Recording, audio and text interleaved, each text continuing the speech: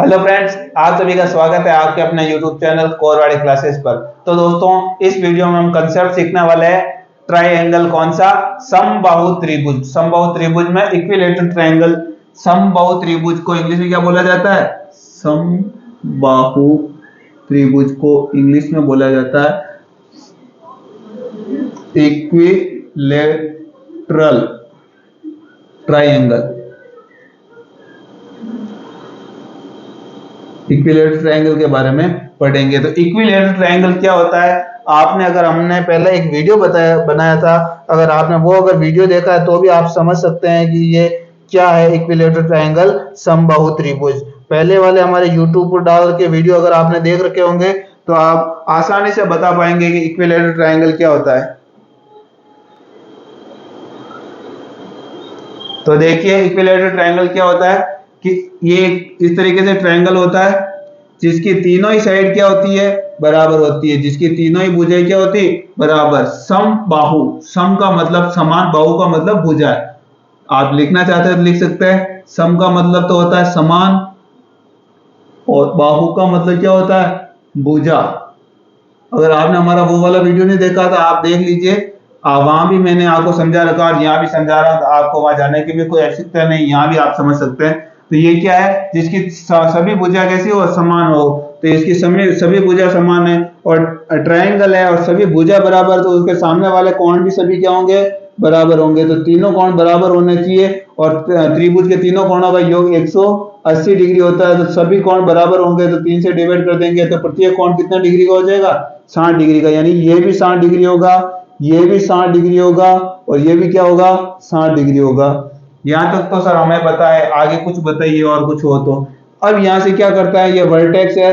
हिंदी में बोले तो सिर्फ, इंग्लिश में बोले तो वर्टेक्स। वर्टेक्स से हम सामने वाली भुजा पर परपेंडिकुलर डाल देते हैं, यानी लंब डाल देते हैं। ठीक है, सामने वाली भुजा पर लंब डाल देते हैं। तो ये देखिए, ये 60 है, ये 90 डिग्री है। तो यहां से लेकर के यहां तक का ये जो एंगल बन रहा है ये कितना डिग्री होगा? ये तो सर 30 डिग्री होगा ना। 90, 60 और 30 टोटल 180 डिग्री हो गए। बिल्कुल।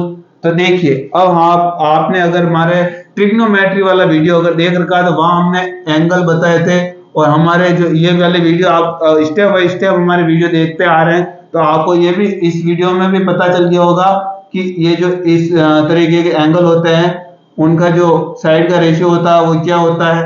तो हमने सीखा था ये रेशियो, ये होता है 1/√3 और 2 होता है। तो 30 के सामने वाली जो भुजा होगी वो क्या होगी? 1 के रेशियो में होगी। 60 डिग्री के सामने वाली जो भुजा होगी वो √3 के रेशियो में होगी और जो 90 के सामने वाली जो साइड होगी वो किस रेशियो में होगी? 2 के रेशियो में होगी। तो ये हमने सीखा है। चाहे आप ट्रिग्नोमेट्री वाला वीडियो देखें, चाहे आप हमारा कॉन्सेप्ट वाला जो वीडियो है वो देखेंगे तो भी आपको ये चीजें समझ में आ जाएगी। देखिए, तो ये तो क्या है? हाइट है और ये इसकी क्या है? ये एक साइड है। तो हाइट और साइड क्या दे रखी है रेशियो में? हाइट तो दे रखी है √3 और हमारे पास में जो इसका जो साइड दे रखी है, इसकी जो भुजा दे रखी है वो कितनी दे रखी है? 2 दे रखी है। तो हमारे पास में इसकी हाइट कितनी आ जाएगी? हाइट आ जाएगी सर √3/2 और ये जो साइड डिवाइड में है इधर जाएगी तो क्या हो जाएगी? मल्टीप्लाई में। तो इसकी जब हमारे पास में समबाहु त्रिभुज इक्विलेटरल ट्रायंगल होता है तो उसकी डायरेक्ट हाइट कैसे निकलेगी? अगर आपको उसकी साइड पता है, उसकी भुजा पता है, तो आप सीधा भुजा की जो उसकी वैल्यू रखोगे तो हमारे पास में क्या मिल जाएगी? उस इक्विलेटरल ट्रायंगल की क्या मिल जाएगी? हाइट मिल जाएगी। इस तरीके से इसकी हाइट निकाली जाती है। अब हाइट हमने निकाल दी सर, तो अब बताओ एरिया किस तरीके से निकाला जाएगा? अगर राइट एंगल ट्रायंगल है, राइट एंगल ट्रायंगल तो ये वाला बन रहा है, ठीक है। और हमारे पास में क्या है? इक्विलेटरल ट्रायंगल, पूरा क्या इक्विलेटरल ट्रायंगल है और इसका अगर एरिया निकालना पूरे का, राइट एंगल ट्रायंगल नहीं है, राइट एंगल ट्रायंगल तो यहां तक ये राइट एंगल ट्रायंगल है और हमारे पास में पूरा जो है वो क्या है? इक्विलेटरल ट्रायंगल है। इसका अगर एरिया निकालना तो किस तरीके से निकलेगा? तो सबसे पहले क्या करेंगे? 1/2 बेस, इसका बेस क्या है बताइए? बेस तो है a इंटू हाइट कितनी है? हाइट अभी हमने निकाल के देखी है, हाइट क्या है? √3/2। हाइट क्या है? √3/2 a। तो क्या इसके यहां से एरिया क्या आ जाएगा हमारे पास में इक्विलेटरल ट्रायंगल का? इक्विलेटरल ट्रायंगल का एरिया आ जाएगा, ऊपर तो आ जाएगा √3 और नीचे 2 का 2 से मल्टीप्लाई कितना आ जाएगा? 4 ए का ए से मल्टीप्लाई ए स्क्वायर। तो हमारे पास में जो इक्विलेटरल ट्रायंगल होता है उसका एरिया क्या होता है, इक्विलेटरल ट्रायंगल का एरिया क्या होता है √3/4 ए स्क्वायर। ये इसका क्या होता है एरिया आता है। तो इस तरीके से एरिया और इसकी हम हाइट निकाल सकते हैं। तो आप नोट करना चाहते हैं तो इसको नोट कर सकते हैं, फटाफट वीडियो को पॉज करके आपको ये जो है नोट कर देना अपनी नोटबुक में।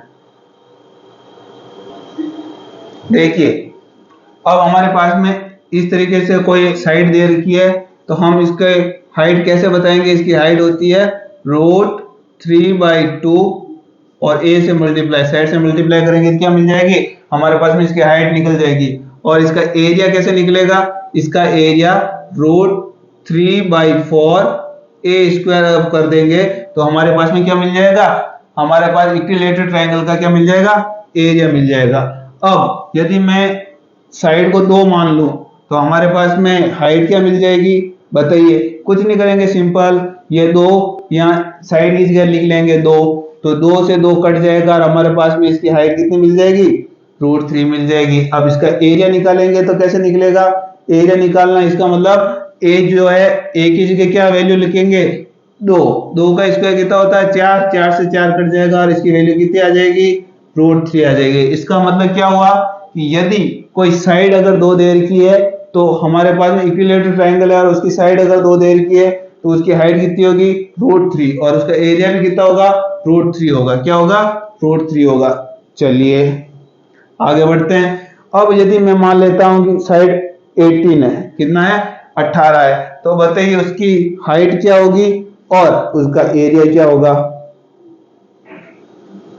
देखिए तो हमारे पास में क्या दिखता है, ये 9 का मल्टीपल है, 9 × 2 तो 18 होता है, यानी कि किससे गुणा है 2 से गुणा। अगर 2 होता तो हमारे पास में हाइट कितनी होती √3, एरिया कितना होता √3 होता। यदि कितना होता तो 2 होता, लेकिन किससे मल्टीप्लाई है 9 से मल्टीप्लाई है, तो ये भी किससे हो जाएगा 9 से मल्टीप्लाई हो जाएगा। हाइट अगर 9 से मल्टीप्लाई है, एरिया होगा तो किससे मल्टीप्लाई होगा 9 के स्क्वायर से मल्टीप्लाई हो जाएगा। किससे मल्टीप्लाई हो जाएगा 9 के स्क्वायर से मल्टीप्लाई होगा और 9 का स्क्वायर कितना होता है 81, तो इसका आंसर कितना आ जाएगा 81 √3 इसका क्या आ जाएगा एरिया आ जाएगा। तो इस तरीके से आपको निकाल देना है, ठीक है।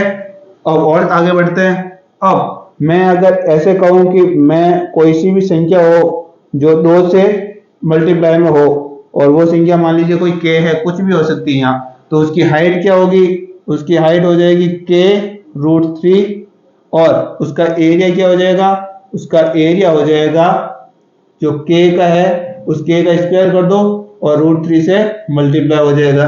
तो हमारे पास में क्या मिल जाएगा, इसका डायरेक्ट एरिया मिल जाएगा। तो ये हमारे पास में 2-3 क्वेश्चन इस तरीके से करोगे तो ये आपके दिमाग में सेट हो जाएगा। फिर आपको क्या है इस तरीके के क्वेश्चन डायरेक्ट ओरली कर लोगे, दिमाग से ही क्वेश्चन कर लोगे। अगर आपके पास में इस तरीके से दे रखा होगा इक्विलेटरल ट्रायंगल है, उसकी साइड 18 दे रखी है, तो बताइए उसका एरिया क्या होगा, यानी 18 है तो 18 का हाफ कर दो, क्योंकि ये 2 का मल्टीपल होना चाहिए। हाफ कर दोगे तो कितना आ जाएगा 9 और 9 का स्क्वायर कर दोगे यहाँ तो डायरेक्ट क्या निकल जाएगा इसका एरिया निकल जाएगा। तो इस तरीके से क्वेश्चनों को करना होता है।